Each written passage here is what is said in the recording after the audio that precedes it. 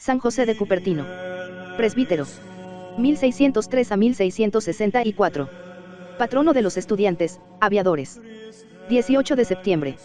La naturaleza fue con él una madrastra, no le dio ni riqueza, ni salud, ni talento, ni oro, ni prestigio, ni nobleza. El nombre de Cupertino es sencillamente el nombre de la pequeña aldea italiana en que nació. No tuvo ni siquiera una cuna en el momento de venir a este mundo. Su madre le dio a luz en una cabaña de pastores, y le crió enclenque, enfermizo, en la mayor miseria. Minado por una úlcera gangrenosa, envuelto desde sus primeros años en la podredumbre, no conoció ni las alegrías de los juegos infantiles ni las dulzuras del cariño maternal. Sus compañeros le despreciaban y todo el mundo se reía de él. Largo tiempo se sostiene entre la vida y la muerte, hasta que un ermitaño le frota con aceite y le sana. Sin embargo, se le sigue mirando como el hombre más desgraciado del mundo, por esa confusión extraña de nuestro lenguaje, pues si en algo sobreabunda aquel niño, era precisamente en la gracia, que iba a sacarle de la oscuridad y del desprecio y a aureolar su frente con las luces inverosímiles de la gloria. Un día, el niño anuncia que quiere hacerse religioso, y a sus padres se les abre el cielo pensando que, al fin, iban a quitar aquel trasto de casa. Pero no habían previsto los fracasos y las negativas. En todas partes le rechazan, en todas las porterías le dicen lo mismo, no vales para fraile.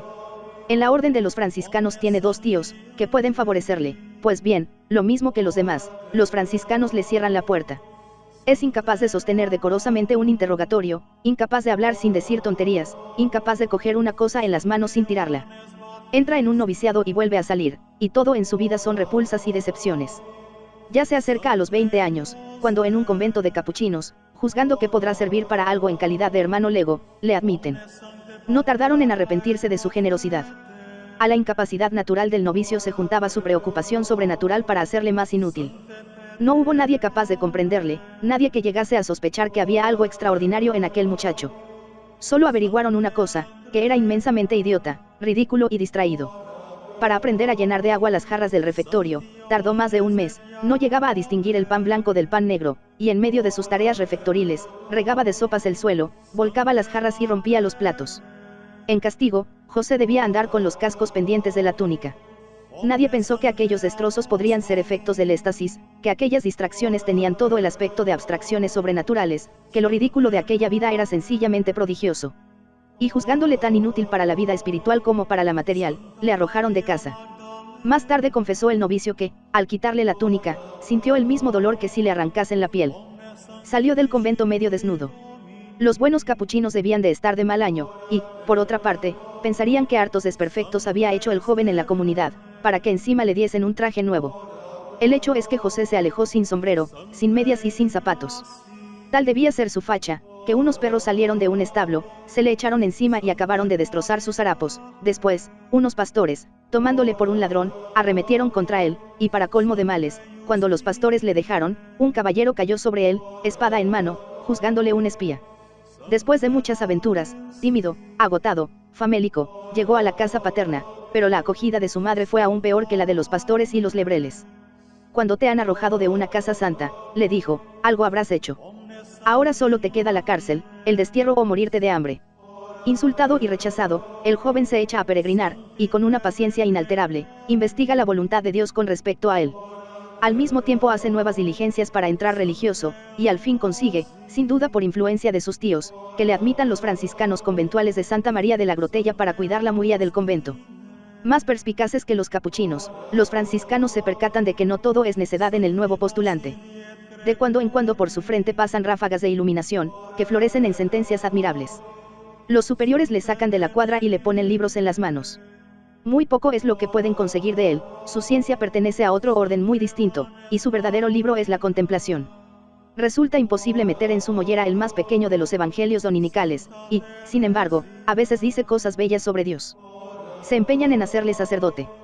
Para rezar la misa de cada día, le dicen, ya sabes bastante. Era muy poco lo que sabía. De todo el evangelio no hubiera acertado a explicar más que aquel verso, bienaventuradas las entrañas que te llevaron. Y sucedió que, cuando fue a examinarse para el diaconado, el obispo abrió su breviario y dio precisamente con aquella frase. José apenas pudo contener la risa, pero comentó sabiamente el pasaje evangélico.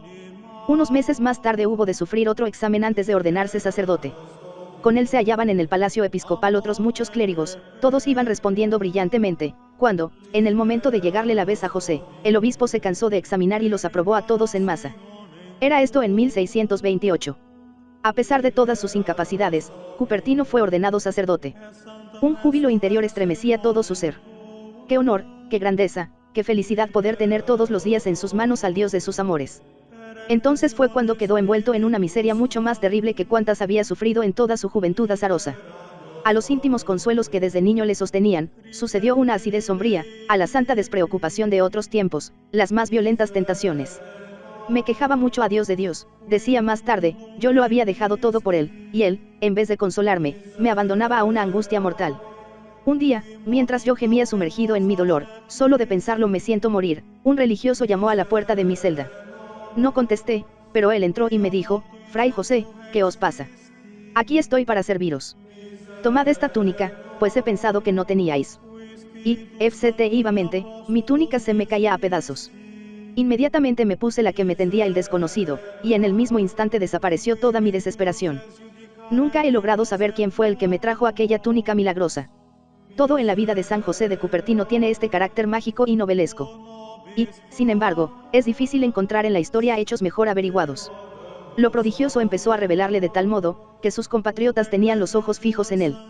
Las muchedumbres le seguían, los conventos donde él miraba se llenaban de turbas y bullicios mundanos, de todas partes acudían a ver el prodigio del siglo, y la Inquisición, siempre desconfiada, llevaba al humilde franciscano de convento en convento, le secuestraba del trato con las gentes, le vigilaba, le encarcelaba, y él se dejaba llevar tranquilamente, pronunciando siempre las mismas palabras, bien, muy bien, en todas partes está Dios.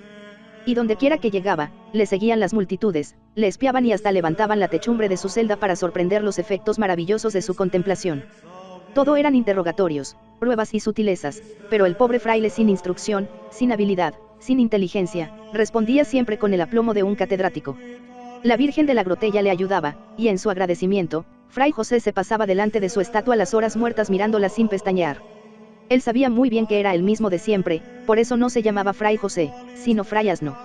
Recordaba, sin duda, aquellas palabras que San Alfonso Rodríguez decía a San Pedro Claver, en todas estas dificultades, porque no haré yo como un asno. Si hablan mal de él, se calla, si le hieren, se calla, si le olvidan, se calla, si le niegan el pienso, se calla, si le hacen andar, se calla, si le desprecian, se calla, si le cargan más de lo que puede llevar, se calla, en una palabra, por mucho que se diga de él o se haga con él, jamás se queja. Por su simplicidad, por su paciencia, por la rudeza de su figura, por su carácter bonachón, por su ignorancia, por su asiduidad a las faenas más groseras, por su prontitud en llevar las cargas más pesadas sin discutir, sin regañar, andando lentamente y con la cabeza inclinada, Fray José tenía, ciertamente, alguna semejanza con ese humilde animal, y hasta le recordaba en la terquedad de su temperamento, vencida solo por la obediencia o transfigurada por el don de Dios. Pero este asno volaba, tenía la graciosa ingravidez de las palomas. Una gran parte de su vida se la pasó en el aire, suspendido entre el cielo y la tierra. La contemplación era en él tan esencial, que ni en medio de las más ludes tareas le abandonaba. Ya de niño, cuando no había oído hablar nunca de éxtasis, quedábase arrobado e inmóvil, con esa actitud sencilla y admirable a la vez, que le valió el apodo de boca abierta, y el calificativo de bobo. La gracia había llegado a armonizar en él todos los rasgos de su vulgaridad con los vuelos más audaces del espíritu, había uncido al asno con el querubín. Un día, paseando en el huerto, díjole un compañero, Fray José, qué hermoso hizo Dios el cielo. Al oír estas palabras, Fray José lanzó un grito, atravesó los aires y fue a posarse de rodillas en la copa de un olivo. La rama, según el informe de los testigos, se balanceaba como bajo el peso de un pajarillo. Le bastaba oír pronunciar los nombres de Jesús o de María para abandonar la tierra. Sus éxtasis solían iniciarse con un grito, pero un grito que no daba miedo, observa el biógrafo, porque el Espíritu Santo comunica una gran serenidad a las apariencias más terribles, mientras que el maligno espíritu se conoce por una cierta agitación en medio de las apariencias más tranquilizadoras. Los santos sencillos, a quienes los sabios suelen mirar con aire de desdén, tienen de ordinario cierta predilección por los animales. En Fray José, que se honraba con el nombre de un animal, esa predilección era una verdadera familiaridad, y en favor de esos sus amigos hizo algunos de sus prodigios más notables. Llamado por él un rebaño de carneros, se precipitó alborozado en la iglesia para acompañarle en la oración. En cierta ocasión, una tempestad de granizo mató a casi todas las ovejas de la aldea en que estaba su convento. Los campesinos fueron a contarle su desgracia, y él fue tocando uno por uno los cadáveres, diciendo, en nombre de Dios, levántate. Y todas revivieron.